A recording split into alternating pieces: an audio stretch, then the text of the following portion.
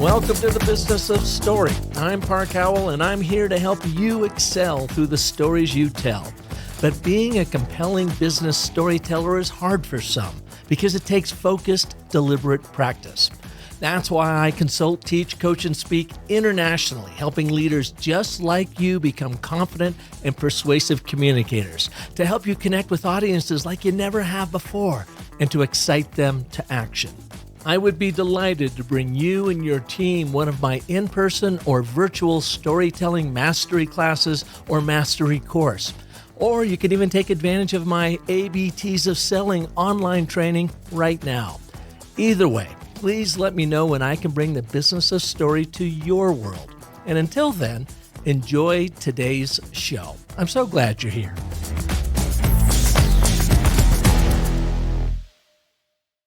You hear me often say on this show that my goal is to help evolve you from being an intuitive storyteller, as all of us Homo sapiens are, into an intentional one that will lead to much greater business success through the clarity, the confidence, and the persuasion of your communications. But today, we're going to focus on the power of intuition in business leadership, and that includes how your gut instincts inform what stories to tell. We even have a 3P formula our guest will share with you to help you harness your intuition to its greatest effect. The first P is presence, which is, if you're trying to develop your intuition a little bit more because there are benefits around your engagement, around you feeling more in tune with yourself because it helps you make decisions, then you first and foremost, you got to get in the moment. You can't be intuitive while you're multitasking 16 things at the same time.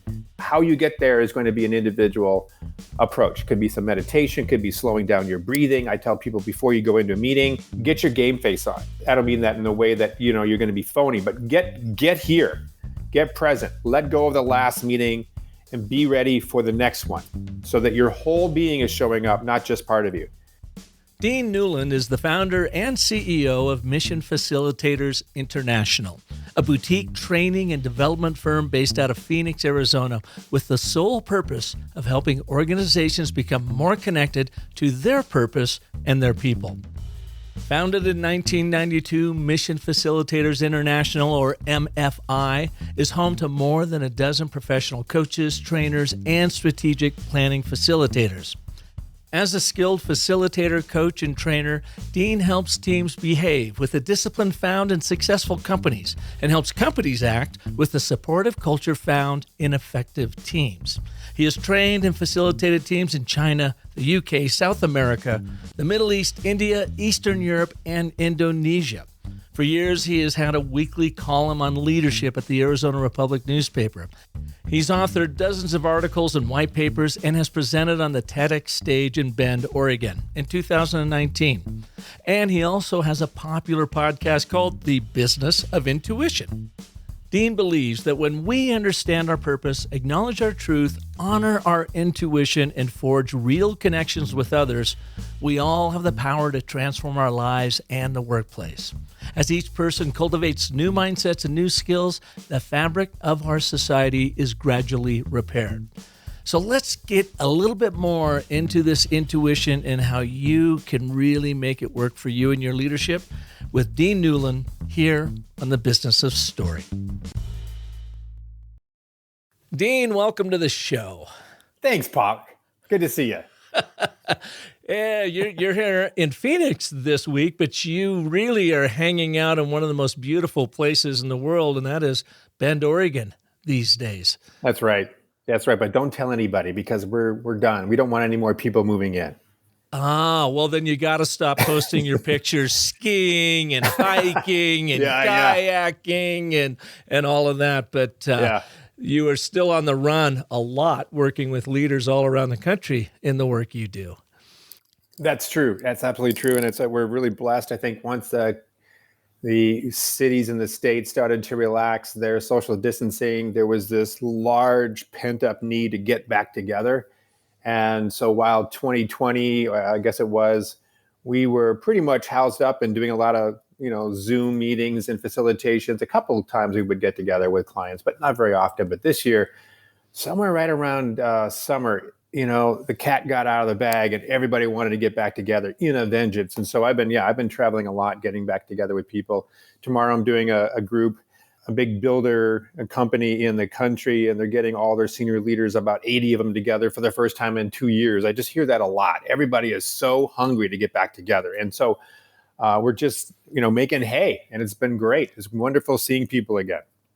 Yeah, I know what you mean. You and I ran into each other. Well, we worked together for Goodwill of Central and Northern Arizona a month or so ago in a leadership training program. And then we ran into each other at their Empower Breakfast, their one major fundraiser. Yes. And that was a few weeks ago in Phoenix. And what struck me about that, Dean, is it was the first big gathering I've been back at since COVID hit for fundraising or whatever. And usually when you go to those breakfasts, lunch, and dinners, in the past, people would kind of cursory say, hello, how you doing, whatever. They'd kind of come in, they'd do their thing, write their checks, and they'd take off. But what was really noticeably different to me in that one is where people came out of the woodwork and came up. Park, how you doing? What have you been up to? Haven't seen you in so long. Embraced and chatted. And I just saw that over and over again. People were so happy to be back together. It was sort of like a high school reunion. I was the same way. I remember just feeling so proud about being a part of that organization and their efforts to end poverty in Arizona, and such a big supporter of them. But you're right. It was just wonderful bumping into people you haven't seen in a couple of years. Everybody was just so hungry to connect. It's just, I think that the issue right now is around this issue around connection. There's such divisiveness right now. People have been so separated from one another and so housed up in their houses or in their offices. And now we're coming back together. And it's, in one hand, we're so interested in wanting to make that connection. And the other hand, we're a little sloppy. I think we're not quite used to how do we interact again? What is it like to actually talk to Park face to face versus over this Zoom call? I got to now brush up on my social skills and my branding skills and my ability to communicate in a live setting skills. And I'm sort of seeing people getting back into that and noticing they're fumbling a little bit, but they're so happy to be able to do it. Who was that guy you had on your podcast a month or so ago you shared with me? I can't think of his name, but he talked about us all trying to communicate in this virtual world and how everything from our voice, our band, the bandwidth reduces our audio down so that it can actually be delivered. But in doing so, our subconscious now are missing some cues out of that. Of course, when we look at each other on a big screen, we've got our big heads here. So now our 3D distancing is out of whack, and our brain is like going, what in the hell's going on? And then add to this our lack of verbal cues, or I should say physical cues, because we're not seeing people's hands and whatever. Do you remember that guy's name? Yeah, I think his name is Nick Morgan, and he's written a book called Can You Hear Me? Just by coincidence, he wrote it just as COVID hit and everybody was going into lockdown. So great timing for him, but he's a communication expert. He's been on CNN, and he has provided commentary about presidential debates and why one person won versus another person, not because of what they were saying, but because of the way in which they were saying it and their nonverbal cues. So fascinating guy, but you're absolutely right about what he was talking about, that in these Zoom environments, one, the audio is imperceptibly different than it is face-to-face, and it takes off part of the meaning. Two, we don't see each other's hands like what you said, so that's about 20 or 30% of the meaning conveyed. And three, he was talking about something, I think it was called pre-perception, which is this subconscious ability to understand our place in space relative to other people, like even when we're sleeping. And when we are in these Zoom meetings, we are, from the subconscious level, too close to one another. And it sends off these little biochemicals to our brain that says, warning, warning, Park is too close to me. Kind of like that, the close talker episode on Seinfeld, right? You're a little bit too close. And we don't know that's what's going on, but it's part of what creates what we would call Zoom fatigue. It's not just sitting on our butts for 8 hours, but it's this combination of things I just talked about that make it more difficult to communicate and connect. Well, it is. It's weird. And seeing how you're in Phoenix today, I should have had you drive up I-17 and done a dialogue in person with you from the house up here. Would have That loved would to be have great. had that. But we're talking about intuition, leadership intuition, and how great leaders use intuition to tell their stories. And I'm kind of curious, I don't know if there's any studies that have gone on with this, but from your guest talking about this virtual world, I wonder how that impacts our intuition. Negatively, positively, is there a way, or does it like really run over our intuition of how a meeting is going because we're not able to pick up on these cues like if we were in person? That's a great question. So I guess if I were to rephrase that, does our virtuality impact our ability to be intuitive? And I will say intuitively, I think so, because intuition is that subconscious part of our brain that is a pattern recognizer. And if we have less to recognize in other people, then our intuition would be impacted by that. I definitely think so. I think it puts us back into our place, into our space more. On the other hand, because we've been so sequestered from other people, I believe that there has been an opportunity over the last couple of years for people to go in versus out. And by virtue of going in, people are asking questions about, what do I want to do? What's my life all about? What's my purpose? What do I value? They've had the space to do it. They haven't had the distractions of maybe an hour or two of travel to and from work and all the different other ways that we get distracted. We've had to go in. We've had to be quiet. And so I think there has been an opportunity for a lot of people to possibly tap into their intuition.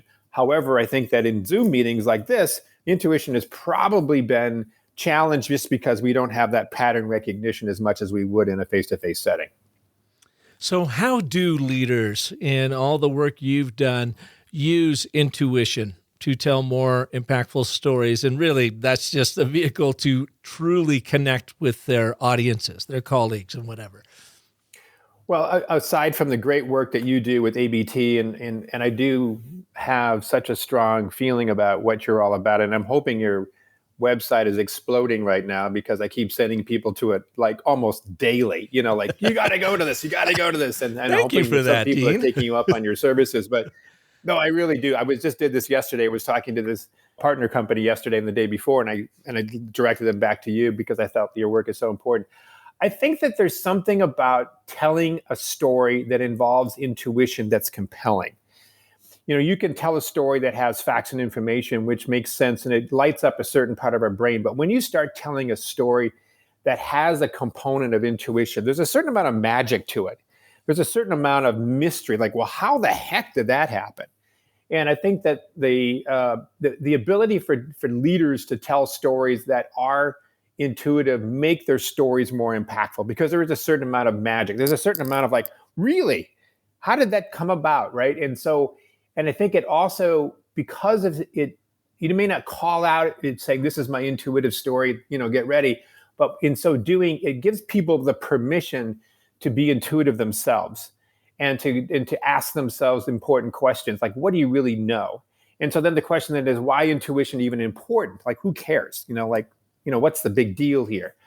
I actually think that in the studies that I have read and in the companies that I've worked with and the clients that I have been coaching, the higher up you go, the more important intuition becomes, because it makes better leaders, because they become better listeners, better decision makers, better ability to be creative and engage people. It's a skill we all have. Some people use it more, some people use it less, some people trust it more, some people trust it less. All that being said, we all have intuition. And it is that most innate human characteristic that can't be replicated by AI. It is part of what makes us a human being. And you can replicate data, you can replicate analysis, you can replicate crunching numbers, but it's really tough. I don't think we can replicate intuition. So it's like that innate human characteristic that makes us AI proof in a way. And we all know it. And I think that when leaders ask people to provide their feedback on a particular question and they allow it to be intuitive, meaning like, You don't have to be the subject matter expert HR person when it comes to finance. We just want your input on this. All of a sudden, by accessing that intuition, you're also saying, we want more of you to participate. We want the whole person to show up. And sometimes those ideas that come out of left field are the ones that change the course of a decision or a company. So intuition and accessing and allowing that in companies is actually an act of engagement. It's actually an act of inclusion because we all have it. And so that's part of what I find fascinating is companies that are allowing that to happen and how it is increasing engagement, increasing innovation. And right now, with the great resignation going on, with so many clients and people out there thinking about moving to other companies, once they get that signing bonus, that money is gone. What's going to keep them there? It's going to be the culture. And I think part of the culture is around inclusion, engagement that can be inspired in part by allowing intuition. How's that for a long answer there, Park? No, that's good. But now you've got to clarify something for me. How do you define intuition in the workforce? So when you're saying, hey, I need someone's input on this, are you asking them not to show up with logic and reason, but more like, here's what my gut's telling me on this, right or wrong, let me just share that, and then you go back into the logic or reason argument. Well, one of the things that we've been working a lot on lately is around helping teams and leaders innovate. And one of the great members of our team, Chris Larson, has helped me develop a program around innovative tools for leaders. And so with that research from Stanford and Baylor and other organizations that have been at this for a long time, part of that innovative process, which you might call brainstorming, is a principle that says to trust your gut, is to trust your instincts, is that no idea is a bad idea, that we want to encourage more ideas by responding by saying yes, and let me give you another idea. So we're always stacking on top of more ideas. And so the ask for a leader would be, I want the rest of you to give me your ideas, your intuition, your instincts on this particular problem that we're trying to solve, and no idea that you come up with is bad. That, in a sense, is a common thing that you would hear a leader say. That's basically another way of saying, I want your intuition. I want all ideas are a good idea. So don't censor yourself. I think there was one story I heard about, a company had asked for feedback on their products. I think they were into, a hair product. And somebody had this idea like, well, why don't we just write down on the back of the bottle, rinse and repeat, 2 words, and it doubled their sales. Crazy little idea, but it came about and it was something that they listened to. So I think intuition is very tied to idea generation. It's very tied to innovation. It's very tied to thinking outside the box. These are concepts that we've known for a long, long, long time. I'm just saying that's intuition. And let's encourage more of that. I don't care whether you call it intuition, whether you call it instinct, whether you call it ideation. I don't care what you call it. I just think that that's how you engage people more. That's how you create better ideas. And that's how you innovate better.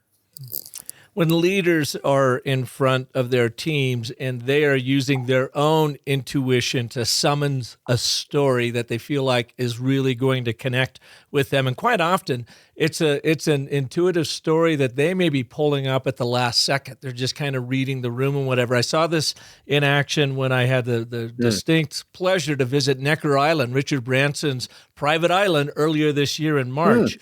And we did, he came and did a fireside chat, and we got a chance, to ask him questions. But what struck me about him is, to me, he was such an intuitive storyteller because he did not have the questions in advance. They were very solid questions that came out. And instead of going directly to the answer, you saw him think for a second. And then he went down what you thought was a rabbit hole and brought it full circle to make his point. And each of these stories were just fascinating, real world stories about what he had been through, the highs and the lows on a particular circumstance, but would then bring it home to make his business point and ultimately answer the question. When you were just talking there, Dean, I was thinking about Sir Richard Branson because I thought to myself, none of this was planned. And he was intuitive, reading the room and trying to figure out what story was going to land for everybody there. Some of them were a little off color, which was great. Everyone loved it. Others were, pretty much direct to the point. Do you see that? And do you even train that in the work you do with leaders of how do you run with your gut and not get yourself in trouble in this day and age of political correctness by saying the wrong things, but relying on that intuition? Wow, that's a thorny one you got there. But I think when it comes down to is the ability to be present and to really listen. And that means you have to give up control, a great deal of control, and great deal of trust in your ability to pivot when you feel the time in which to do it. And a lot of times, I think leaders, of course, will want to control the message or control the conversation or whatever, and something happens and they get derailed because it no longer is relevant, and it can really flummox someone. I find that, at least in my facilitations, I tell people that I will spend a lot of time designing something for a team, and I may spend hours and hours on it, but I know that 9 times out of 10, it will not go the way that I thought it was going to go. Yesterday and the day before is a great example. I had a PowerPoint slide deck. I had all sorts of exercises. This was a company that was wanting to come up with a clear vision for their future, to improve the relationships they had on their team, and to come up with a few strategies for 2022. Something simple like that. So all of this stuff was designed out. And once I got into the beginning of this meeting, the first day, which was Monday, I realized that my process was not going to work, or the sequence of my process was not going to work. So I really just threw the whole thing out.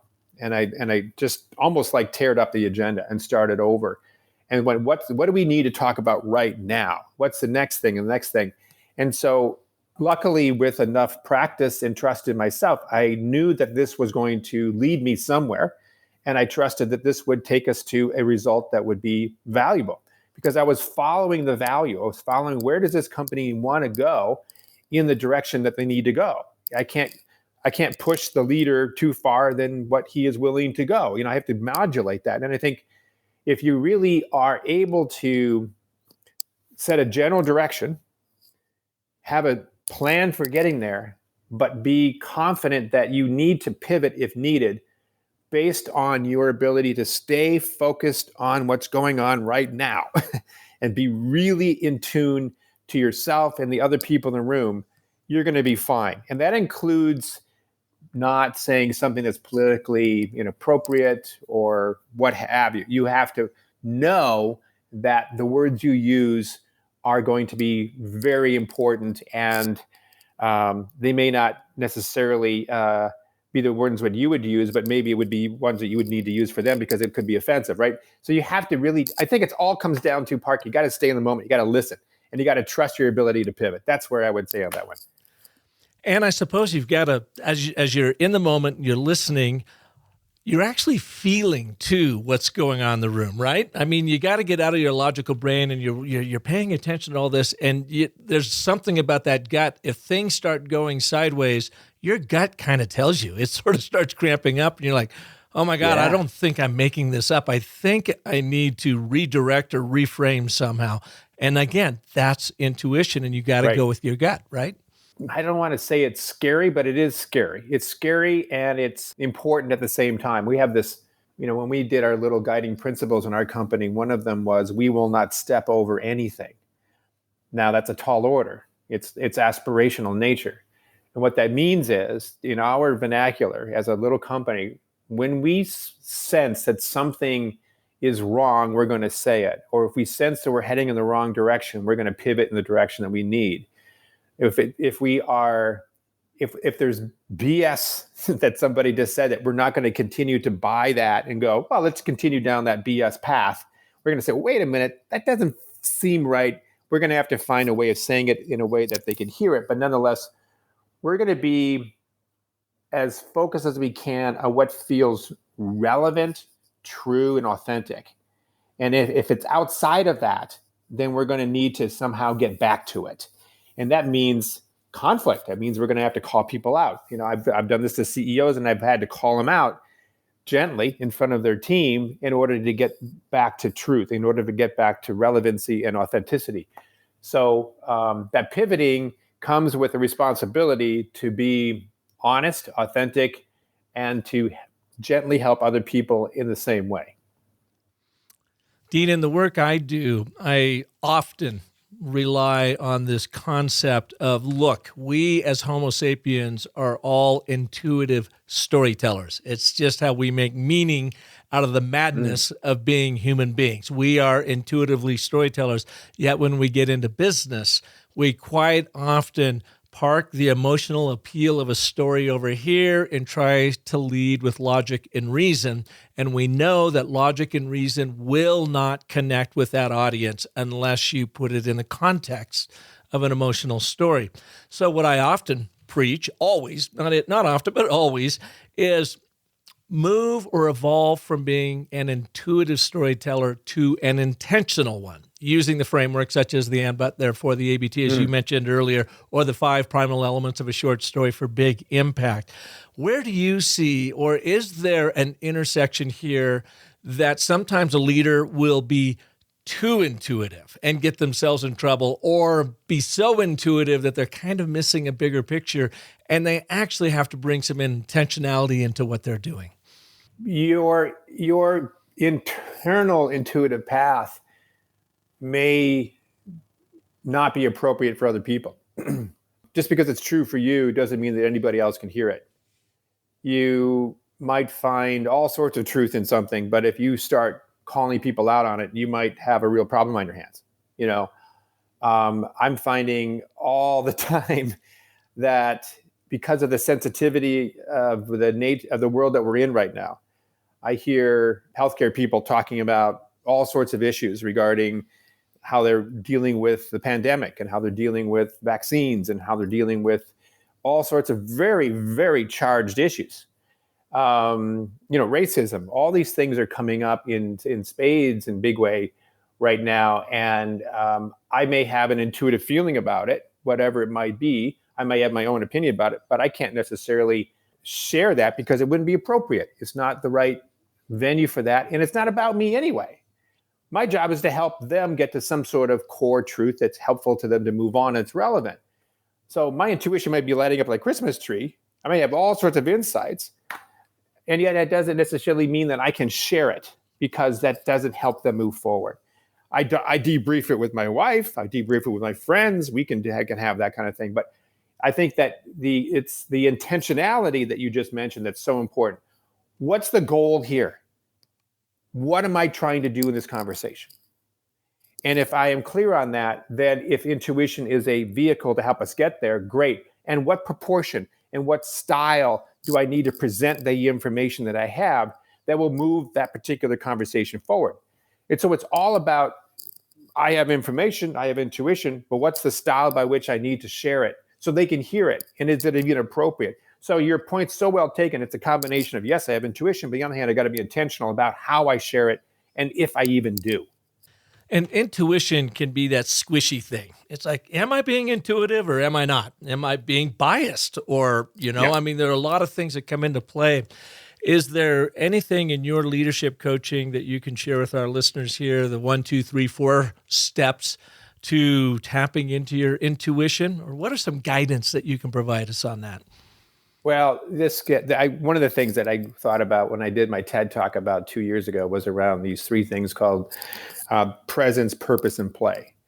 And then I think that the first one around P, the first P is presence, which is, if you're trying to develop your intuition a little bit more because there are benefits around your engagement, around you feeling more in tune with yourself because it helps you make decisions, then you first and foremost, you got to get in the moment. You can't be intuitive while you're multitasking 16 things at the same time. I mean, maybe you can, and I would love to meet that person, but I just think that you have to be in the moment. And how you get there is going to be an individual approach. Could be some meditation, could be slowing down your breathing. I tell people before you go into a meeting, get your game face on. I don't mean that in the way that you're going to be phony, but get here, get present, let go of the last meeting, and be ready for the next one. so that your whole being is showing up, not just part of you.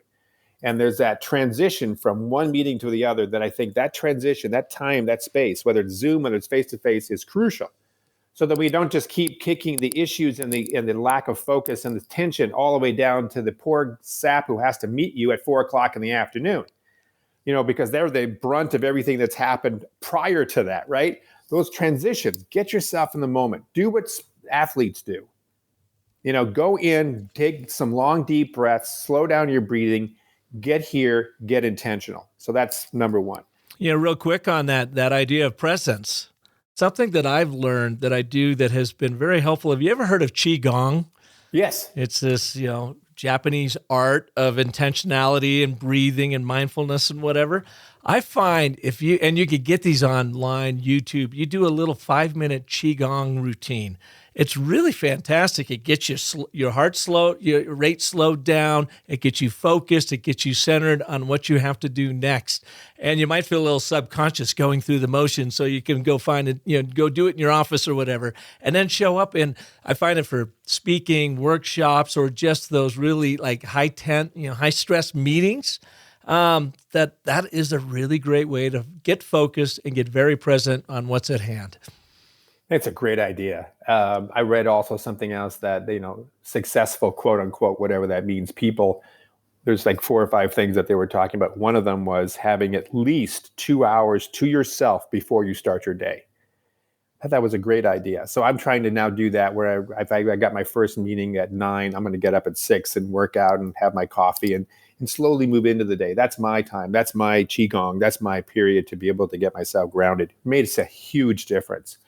But again, having those little touch points throughout the day as you transition into other meetings, other conversations is, are you here? And if you're not here, get yourself back, in a conversation. Am I really listening? Am I really present for this person? It doesn't mean that I have to agree with them. You have just raised the bar for me, Dean, and today was a great example of it. I woke up at 5:30 in the morning, did a little mindfulness while laying in bed, but my brain kept going, oh, I need to do this. I got to go to this. I'm excited to go and do this. I got to get ready for Dean's interview. And I tried to do that 2-hour thing, but I lasted about 45 minutes. And next thing I know, I'm in the middle of business of story. I think you're so right, though. We just have to carve out 2 hours. I'm going to start doing that. I'll let you know how that goes. Thank you. Yeah, I'll call you sometime in the morning, and if you don't answer, I know that you're honoring that. There you go. So the second one is purpose. The purpose piece is that intentionality that you've already mentioned. What is the intent of this conversation? Why am I here with this company, this group? What kind of energy do I want in this conversation? Not just what's the outcome. So it's not just a tangible result. I want to make this decision with this person.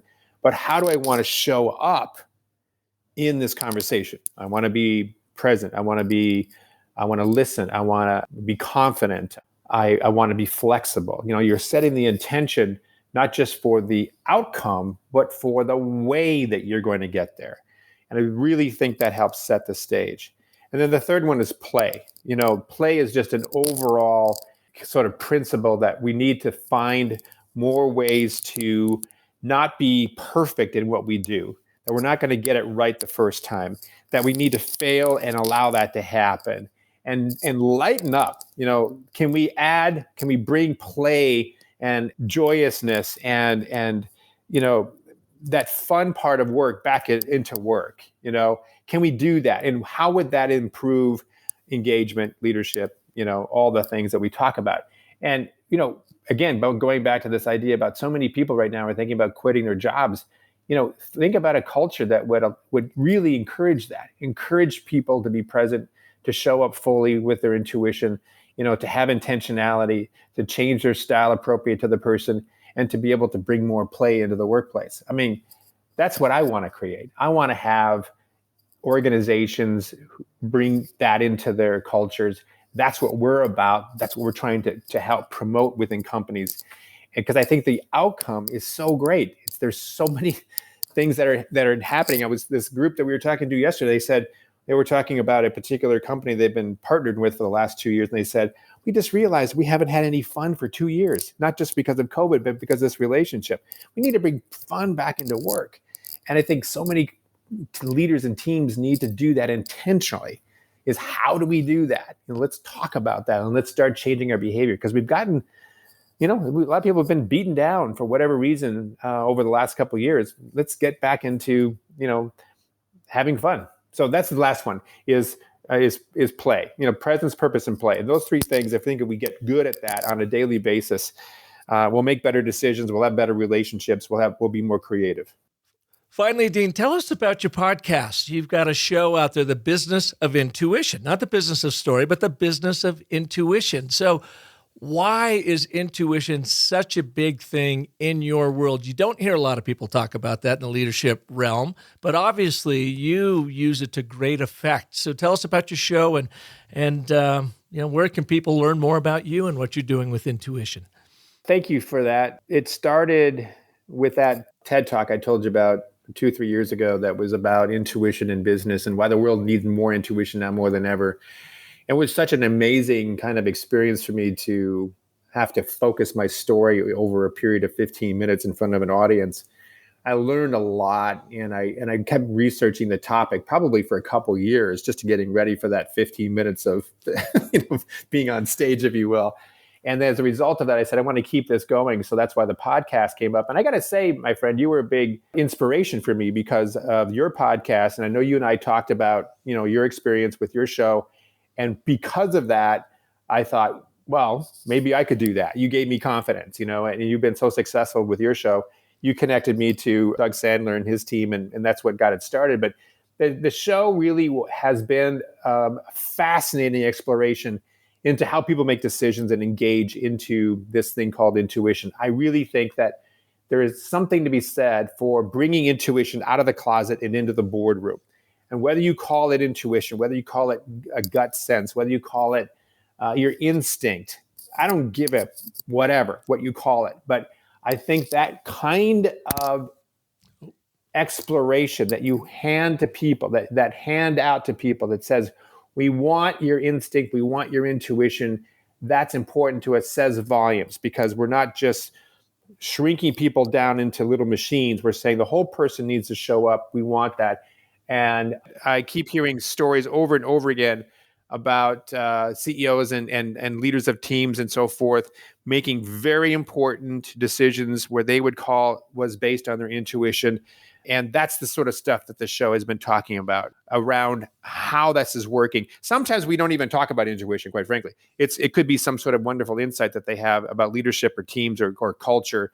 I didn't realize just how much fun it would be because all this great knowledge is out there. And I don't believe that I am the source of that knowledge. I think it's through my relationships with people that are the source of that knowledge. And so it's just been great bringing people in. And so long story short, to your question, yes, it's called The Business of Intuition. It comes out every Tuesday at around 8 o'clock West Coast time. Please look for that on the website, mfileadership.com.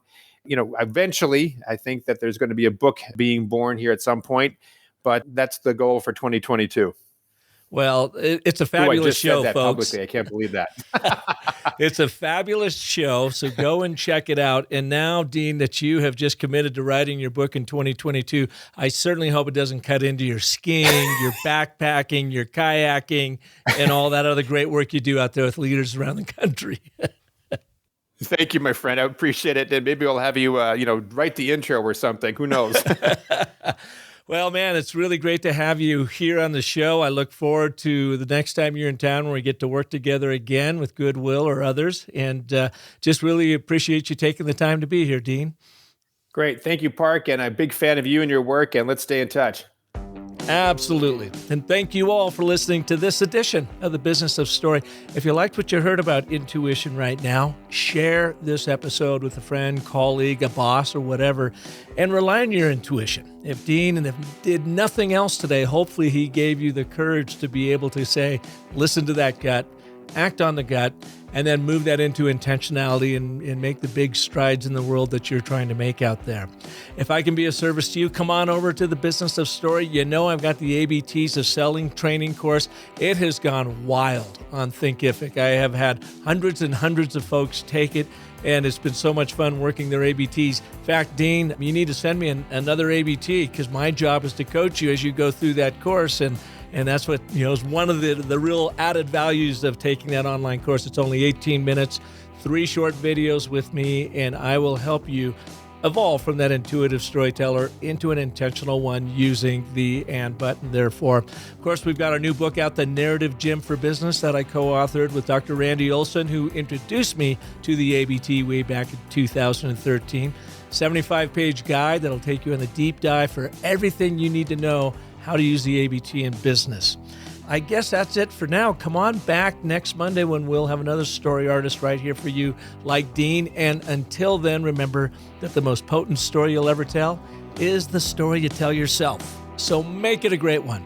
Thanks so much for listening.